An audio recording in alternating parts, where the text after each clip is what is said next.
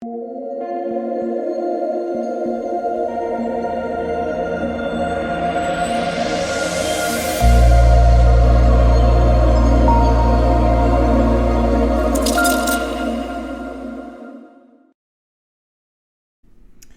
what is going on, guys? DK. Back at you with another video here to break down the 10-game NBA main slate on Friday. Before I get in the video, if you guys are new to the channel, welcome. My name is DK. I make daily videos and live stream for NBA and NFL slates on Draftkings. If you're unable to watch these videos, I also upload on Apple Podcasts, link down below. If you're interested in signing up for premium content, I offer a few different packages, NFL, NBA, and esports package. And then I want to thank the sponsor of today's video, Prize Picks. So you guys are not familiar with Prize Picks for NBA, two different ways you can play. First way, taking over under and straight up points, rebounds, assists, three-pointers made. And the second way is taking over under and straight up fantasy points. Now, fantasy points are not posted yet. Probably get posted later tonight, if not early tomorrow. But yeah, like one example is Julius Randle over under 24.5 real life points. That's basically the idea. They have football, college sports, everything. You can mix and match as well. So if you guys want to try it out, sign up using my code DKDFS. That is DKDFS, all one word. You get 100% match up to $100. And finally, I want to thank you guys again for all of your support to start the NBA season, coming in and watching these videos, and the like button, checking out the live streams. Really do appreciate all you guys. Let's try to aim for 150 likes on this video, and make sure, again, to subscribe, hit the notification bell. Let me know how you did tonight. We'll go over my lineup here in a sec. All right, so yeah, before we get into players and their prices, we'll take a look back at my lineup and, can only laugh. Looking at how the slate went, sometimes you just got to laugh it off, right? From, everything that happened yesterday with all the random blowouts, and then I'll look at the first two games of the slate where I have all my exposure and see what happened. I'm literally just watching those games. It's like the Doc Rivers shift, right? Where he's just that was literally me just looking at those games.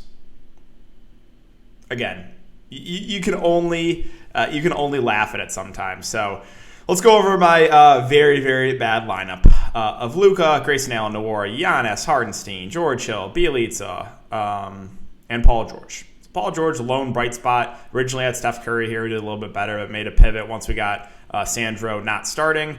I fully knew the risk in Hardenstein. This is in low stakes, he's only 13%. In the higher stakes stuff, my contest is about 25%. In the super high stakes, he's about 30%. So a lot of the sharps were rolling the dice in Hardenstein. Again, I knew that was a full risk, so I can't be mad at it, because I was hey, there's a chance he gets a DNP, and he got a DNP. They played Justice Winslow backup 5, which I figured there was a chance that would happen.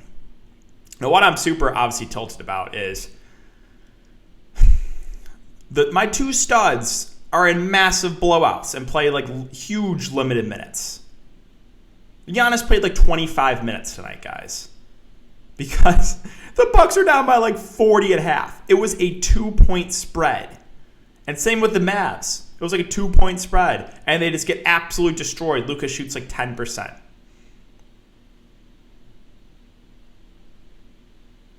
And I knew once I saw the Bucks first quarter, I was oh, you're going to get all those people out of the woodwork. I knew the Bucks value was bad chalk. I knew it. Really, bro? Really? Because actually, the value still got there, and they got their minutes slashed in half, right? You probably lost at least 10 minutes or so from Grayson Allen, at least 10 minutes or so from Nwora.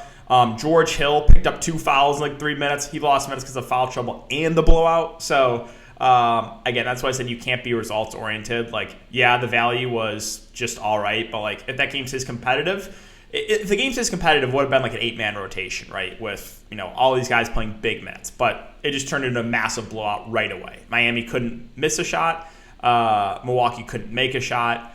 Again, I was watching that first quarter, checking up the stats, and just yep, this is about right with how last night went with all my players being involved in a blowout. All my players involved in a blowout again. Random blowout. So, yay. But, yeah, just one to forget for sure for me. I knew Bjelica was somewhat a risk, too, because Steve Kerr, and sure enough, his rotation. You're just not going to be able to trust anyone really besides Steph on gold. Steph Poole and Draymond once he's fully healthy. But, the bench rotation is just, come on, Steve Kerr. He's running 13 guys, and Bjelica plays 15 minutes. I knew that was a chance. I don't necessarily trust it because it's Steve Kerr. I think he's going to mix and match, and sure enough, he did. Bjelica played very limited minutes. So, yeah, for future slates, you're just not going to be able to trust any Golden State value. But yeah, guys, that's it for the look back. 2 massive blowouts in the games that I target. So what can you do, right? Just one of those you get hit with extremely bad variance. It is what it is. Going over the winning lineup, this is in the Thunderdome. Low scoring slate, obviously, because all the sharps, the high stakes players were all over that Milwaukee value as well. You had like all the Milwaukee value 75 to 100% owned. So the winning lineup here was Hero, who I do like. Again, I bet him to win 6th man of the year. Grayson Allen, Noor, Giannis, Bam Adebayo, Terrence Mann, Paul George, and Bielitsa. So that was the winning lineup in the Thunderdome. $5,300 entry there. Okay, so let's quickly take a look at some of these Vegas odds, and then we can get into it. So a couple higher total games. Let's see, Pelicans, Bulls. I'm excited for this one, guys. I'm actually going to this game, so I get to watch NAW, my boy and JV live, so I cannot wait for that one. That's a 22.5 over under. The Bulls are 7-point favorites. Thunder and Rockets, 2 awful teams going up against each other, 223 over under. The Rockets are 2-point favorites. Let's see, another couple higher total games. The Kings and Jazz at 225.5. Kings are 5.5-point favorites. So yeah, those are the higher total games right now. That Magic Knicks game is pretty low, 213 over under, but it makes sense. The Magic team is awful, and the Knicks play at a slow pace. Knicks only 7-point favorites. You would think they probably cover that, but yeah, we'll see how it goes. So, all right, let's start off with Charlotte and Cleveland. So the big piece of news here is Terry Rozier, currently questionable, was held out last game. So LaMelo Ball absolutely smashed. My only hesitation with LaMelo Ball, trust me, I know, he went absolutely off. 31, 9, 7, 2 steals in a competitive game. He only played 29 minutes. What are we doing here? 29 minutes for LaMelo? He's got to play more than that. But yeah, if there's no Rozier, I think LaMelo makes a really solid play. He's going to get, I would say if Rozier's out, LaMelo is going to be one of the chalkier plays in the slate for sure. The rest of Charlotte, it's just hard for me to get to. Again, Bridge is too expensive. Hayward's just fine. I'm not paying $6.5K for Mason Plumlee. I'm not dealing with the headache of PJ Washington foul trouble. Oubre is too expensive. There's just not much else here for Charlotte. So it's kind of LaMelo for me, and that is it. All right, moving on to Cleveland. So again, I just don't get this roster. It's all guards and like bigs. It doesn't make any sense. Piece of news to monitor here is Darius Garland is questionable. If he does miss, I think it could open up some value in a guy like Ricky Rubio, so monitor that one. Sexton, 2 prices for me. I think Evan Mobley is fine. However, the price went way up. He was like 4K, 4.5. Now he's 6.9K, but he played 38 minutes. So if we're going to get 38 minutes again, then sure, Mobley's fine in the mid-range. He went for 17, 9, 6, 1, and 1. So I think a fair play in the mid-range, especially if he's going to play those type of minutes. Yeah, no interest in Kevin Love. And Rubio would be viable if there's no Garland, to monitor that one. I think Lauri Markkanen's all right. He played 31 minutes. Again, they started 3 bigs. It just made no sense. But I think he's at least viable if he's going to continue to start and play 30 minutes. Okay, moving on to the Pacers and the Wizards. So the Pacers, they ran an 8-man rotation to start. That is like insane to start the year, a team running an 8-man rotation. Hey, but it's great for DFS. So Domantas Sabonis' price went down for some reason, and now he gets the Washington Wizards. So he played 39 minutes last game. The Wizards are not great in the defensive end. I think Sabonis looks great, but knowing how the last 2 slates have gone, Sabonis is going to be a clear play, and the Wizards are going to win by 50, and he's going to play 20 minutes, right? That's how it's going to go. But no, yeah, I think Sabonis looks phenomenal. I don't think it's a contrarian take. Obviously, Malcolm Brogdon I'm fine with, too. He had a massive game. Also played big minutes, 40, I think, or 41 minutes. He's going to be the number 2 on this offense, a guy that is great at, obviously, the assists. I think he had 11 assists last game. So the top 2 guys for the Pacers look really good here. And then rookie Chris Duarte. I told you guys, this guy's good. And he also played big minutes, 33 minutes. Now, he did play more off-ball. He had a good shooting game. So the floor is going to be a little bit lower with him. You know, when I'm going to be really excited about Duarte is when like Brogdon misses games and he's going to play more of the point, because that's when his floor goes way up. But yeah, he was a little bit more reliant on scoring, had a really good shooting game. Price would go way up. Still viable, but not as good of a play now at 6K. Turner, McConnell, they're kind of just secondary options for me. A couple guys got banged up, Justin Holiday and Jeremy Lamb. And then I think Torrey Craig as well. Those are 3 guys in the rotation that actually played. So if those 3 guys are out, like, I don't know who they're going to add to this rotation. Like, does Brad Wanamaker join this? I don't know. O'Shea Brissett maybe. we'll keep an eye on those two pieces of news. So maybe some value if all three of those guys are out. Moving on to Washington, piece of news here, Demonder, is Brad Beal is currently questionable. Played 34 minutes. If Brad Beal plays, I like him as a contrarian spend up. The floor is a little lower on Beal, but the ceiling is definitely there. So, I do like Beal if he plays. Now, Kyle Kuzma feels like an outlier game, but 15 rebounds for Kyle Kuzma. He also did play 35 minutes, though. It was 30. I could have sworn it was only 31 minutes. Was that 10, 20? Yeah, okay. I guess it was 35 minutes. Draftkings should have, they still have last year's stats. I'm guessing they're going to update that pretty soon. He played big minutes. He had 15 rebounds, which I kind of feel like is an outlier. But if he's going to play that many minutes, then Kyle Kuzma is firmly in play. Now, Dinwiddie, on the other hand, only played 25 minutes, 26 minutes. That makes no sense, as they talked about. Why are we playing Raul Neto, similar minutes to Spencer Dinwiddie? What are we doing here, Washington? So, if Dinwiddie's only going to play 25 minutes a game, then he's just a secondary option, right? And the two centers, they're going to split the minutes with Gafford and Harrell. Harrell had the really big game last game. His price went up. Gafford, obviously, is a great shot blocker. Both these guys have upside. Again, I would say Harrell's a little bit safer, less prone to foul trouble, whereas Gafford a little bit more risk, a guy that in foul trouble probably about 50% of the time. And then that's really it. Sure, you can make the argument KCP for GPP. He's played mid-20s minutes, but he has to hit his threes. He's not going to do anything really besides score the ball. All right, moving on to the Knicks. So what we know, Nerlens Noel out and Taj Gibson is currently questionable. So have to keep an eye on that. If Taj Gibson misses, then Mitchell Robinson is a viable play. Played big minutes in that double overtime game last game. He's a good shot blocker, for 11, 17, 3, and 2. So if there's no Taj Gibson, I do think Mitchell Robinson is firmly in play. But Randall, I think, is one of the safer options at 8.5K. He's just going to play massive minutes. Just massive minutes. What do you play last game? 46 minutes. 36 in regulation. You're going to get 35 to 40 minutes from Randall almost every single night. Now, the concern here would be, can the Magic keep it close, right? That's the thing you have to have in your back of your head is this game could definitely blow out. But, if the game's just competitive, I think Randall is very, very safe. I know Fournier had the great shooting game. No, I'm not chasing that. Again, the guards kind of just eating into each other with Kemba, Derrick Rose, quickly. So I'm probably not going to go to any of them. All right, the Magic. So ran a 10-man rotation last game. Once again, I like the bigs. Now, for some reason, I'm not sure why, Wendell Carter Jr. only played 19 minutes, but he was really productive in that time. 13, 8, 1, and 1, whereas Mo Bamba played the garbage time, and he smashed, right? He's a guy that's a great shot blocker, 4 blocks, went for 18, 4, 4, 4 blocks, 1 steal. Again, both these bigs have upside, and if they continue to start next to each other, I like them. Now, the minutes on Carter Jr. were a little bit of concern, but maybe that was just because it was the massive blowout. I would assume in a competitive game, both probably push for around 30 minutes. So once again, I have some interest in the Magic bigs. As far as the guards go, so Cole Anthony's too pricey for me at 6'3". I would rather go to Suggs, who played awful in his first game, shot 3 of 14, but he also played 30 minutes. So again, 30 minutes of both the guys, both the guards. Suggs is 4K, Anthony 6'3". I'm just going to prefer Suggs for the discount. And then, rookie Franz Wagner out of Michigan. I think you can make the argument for him. He's going to play big minutes too, but not a super high floor with a guy like that.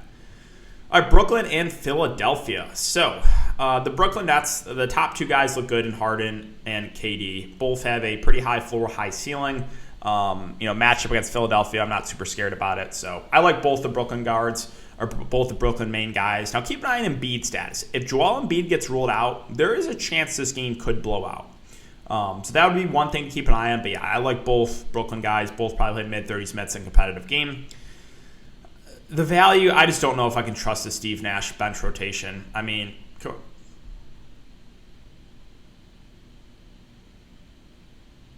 you already know this is going to happen. Lock it in for tomorrow. Aldridge is going to smash. He's going to play 25 minutes, double-double, few blocks, few steals. You already know it's. I'm already tilting about it now because I know what's going to happen. But again, that last game, are you serious, Aldridge? Are you serious? Claxton at 3. My issue here is, yes, he played solid minutes last game. If Joel Embiid plays, I am very scared of Claxton being in foul trouble. So, he would be in play for GPPs, but there's a really good chance Claxton does get in some foul trouble. Patty Mills shot like 100% off the bench. Again, I'm not really expecting that again. For some reason, they played Javon Carter over Bruce Brown. It doesn't make any sense. The Brooklyn bench rotation is going to be really hard to trust as it stands right now.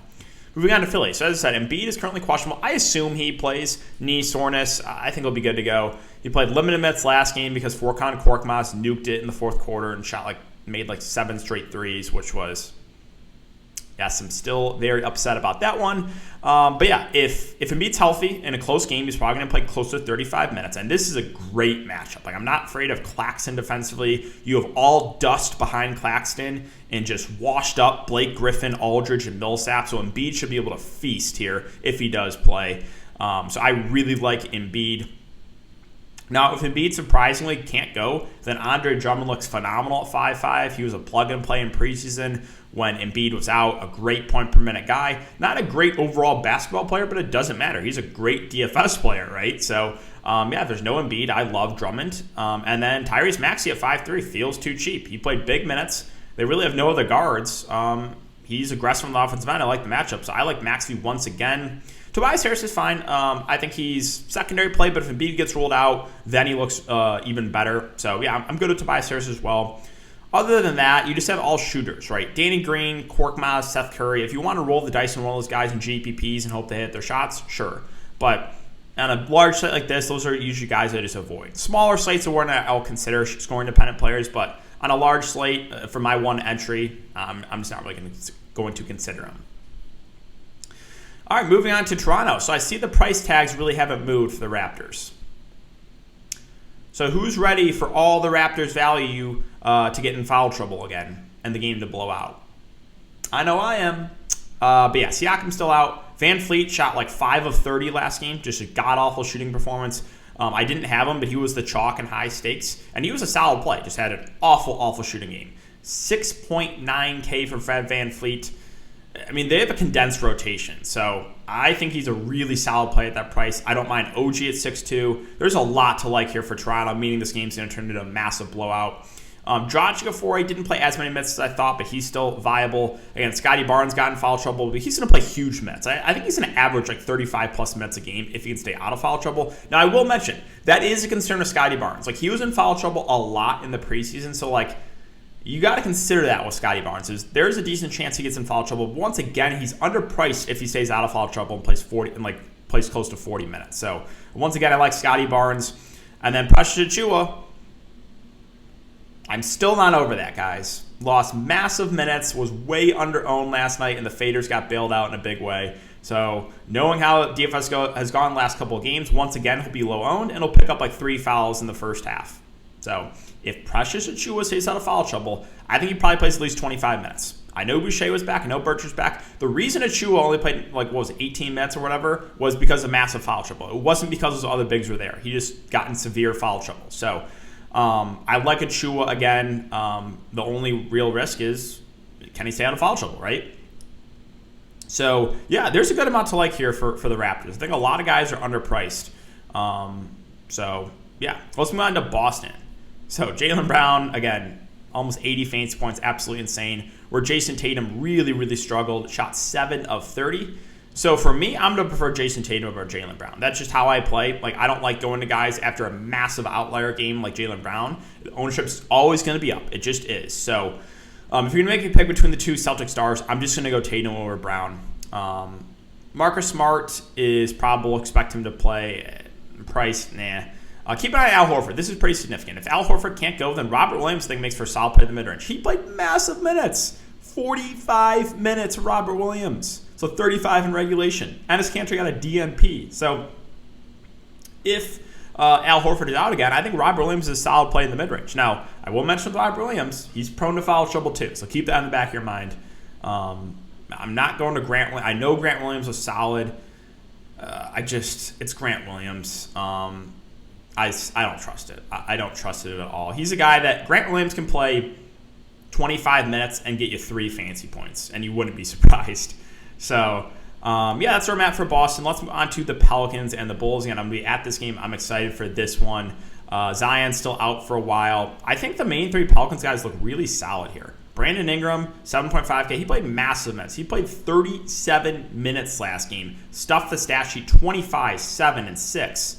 I think he makes for a really solid play. You guys know my feelings on NAW. Also, again, played really well. 34 minutes, 23, 5, 1, 1, 1. These are guys who are going to lead the offense. And same with Jonas Valanciunas. Now, this is absolutely insane when I looked back at it the other night. Jonas Valanciunas, last game, he shot 3 of 19, guys, and he still put up like 30 fantasy points. So I like the big three here for the Pelicans a good amount. As long as this game stays competitive, you know where the offense is coming from. It's NAW, it's JV, and it's Brandon Ingram. Below that, Devontae Graham started. I think he's fine. Probably prefer the other guys. Now, Josh Hart got banged up. We'll see if he's good to go. He played limited minutes last game. If he can't go, maybe Najee Marshall starts. I don't really trust the bench rotation, though, for the Pelicans. So, they have Garrett Temple, for some reason, is on this team. Trey Murphy, Sato, Kira Lewis. I just, I don't really trust the bench rotation a lot, so I'm probably not going to go there. All right, moving on to the Bulls. So the pricing went down on some of these Bulls guys for some reason. This is a really good matchup. As long as this game stays competitive, I like these Bulls guys. So Levine had a really big game last game. The upside is still there. Obviously played 35 minutes. Perfectly fine going to him in GPPs. But Nikola Vucevic, he was like 9K last slate. Now he's 7.8K. He played 36 minutes. That's a lot of minutes. Probably going to get a double-double as long as he stays out of foul trouble. So I think Vooch makes for a really safe play with upside. Again, DeRozan and Lonzo both played big minutes too. Probably leaned to Lonzo because he's a guy that's going to handle the ball a lot and just have a little bit of a higher floor. But yeah, I think all four of the main Bulls guys are underpriced on this slate. And then keep an eye on Patrick Williams. He's probable, so expected to play. He's going to start. Again, he's going to be more out there for his defense. I'm probably not going to go there. I do think Caruso's viable off the bench. He's going to play, mid-20s minutes. He'll handle the ball a decent amount too. So I like the big four there for the Bulls, and then Caruso for value. All right, so 4 games left, Thunder and the Rockets. And God, this Thunder team, whoo-wee. Wow, one of the worst rosters I've ever seen. But SGA at 6.7K, if this game stays competitive, is going to play over 30 minutes. He's going to be probably their best player this year, or one of their best players. I think he is firmly in play. Houston is not great in the defensive end, not a great team, so I like SGA. I think Josh Giddey is a good value too. He played 29 minutes in that game. So I think he's underpriced. If he's going to continue to play around 30 minutes, I like Giddey. Again, so I like SGA, I like Giddey. And then I think Favors is all right. Again, a little bit washed up at this point in his career, but he played 20 minutes. And Favors is a solid point per minute guy. If he's going to play 20 minutes again, then I think he's an okay value play. So I like SGA, I like Giddey. I think Favors is decent value. But behind that, I probably don't trust much. All right, moving on to the Rockets, where Kevin Porter Jr. had like 100 turnovers last game. No, he had 3 assists and 9 turnovers. So one of his worst games ever. The upside is obviously here with Kevin Porter Jr., and this is a really solid matchup. So I would think he bounces back. I don't think he's going to be super popular, too, based on the last game. But, yeah, I don't mind going to KPJ for tournaments. Christian Wood is pretty solid. He's got a high floor. He played 32 minutes, 16, 9, and 3. Again, I like the matchup a lot here. So I think Christian Wood is very safe with some upside. Let's see. Gordon, I'll pass on. I'm not going to go to Tice or Jayshawn Tate. I think Jalen Green, once again, is in play for value. He lost minutes because of the blowout. He still played, so he played 32 minutes and lost minutes because of blowouts. He was on pace to play probably close to 40 minutes. Now, again, with Jalen Green, I'll mention, he's a little bit reliant in the scoring. He's not going to do a ton in the peripheral stats, but he's still priced sub 5K. He's probably still going to play at least 30 minutes in a good matchup. So, once again, I have some interest in Jalen Green. And then my boy, Sengun, for value. I don't hate his contrarian play. He played well off the bench in 19 minutes. They don't have it updated here. This was from the preseason. But, yeah, Sengun, I think, had close to 30 fantasy points in 19 minutes. So, as a contrarian value play, I think he's fine for tournaments.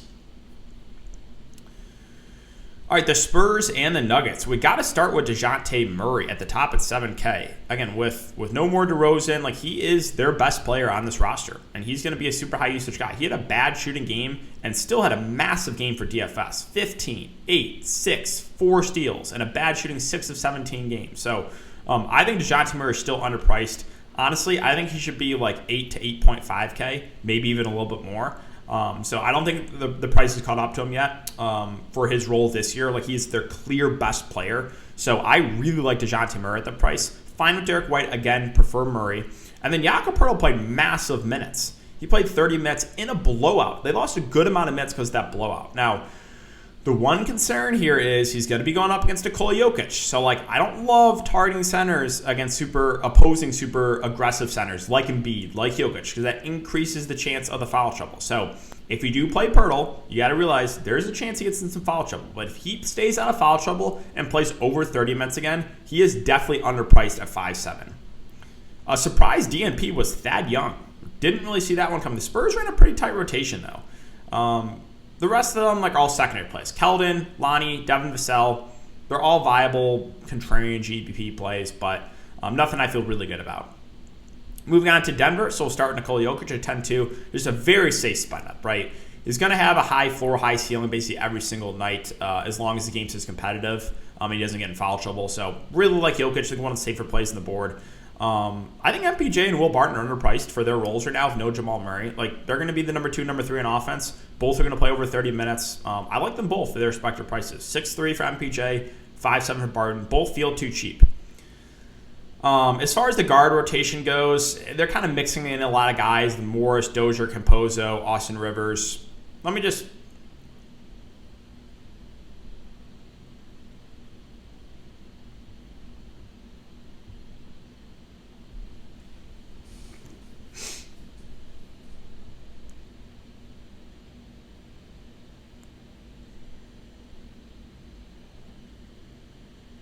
You guys read that highlighted part?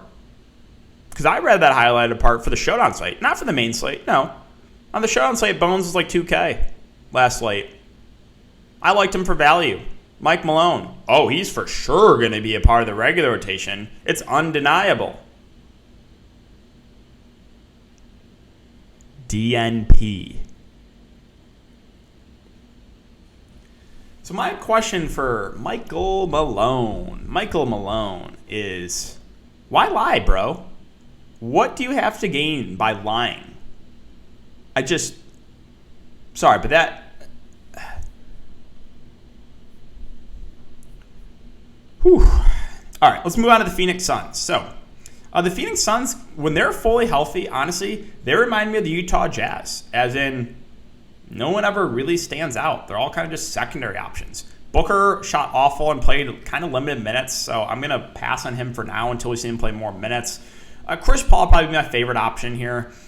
He played 34 minutes. Again, he's got a higher floor because of the assist. So I think CP3 is my favorite play in the Suns, but like, yeah, 8 at 7K. The wings are all just kind of the same for me in Crowder, Bridges, Cam Johnson. JaVale McGee revenge game. Actually, if it's, I don't know if that game's a showdown slate, but JaVale McGee is a good point per minute guy.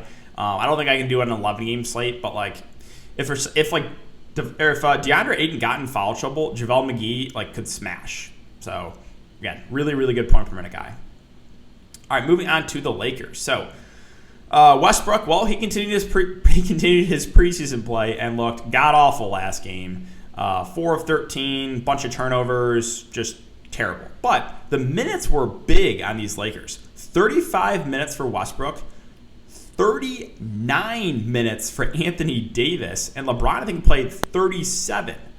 Now, maybe that was just because it was the opening night and it was against the Warriors, but like that's positive to see, right? If they're going to play that many minutes, then the Lakers' big three are all in play. Now, I'll say Anthony Davis, I think, probably has the highest floor, assuming he's going to play, he'll play a decent amount at the 5. They're going to start DeAndre Jordan, Dwight Howard to play a little bit, but still Anthony Davis is going to play, some small ball 5, or he's not really small ball 5, some at the 5, and he'll probably close the game out at the 5 as well. So AD probably the safest option, 5 by LeBron, and the reason you go to Westbrook here is ownership, right? He's going to be like unowned.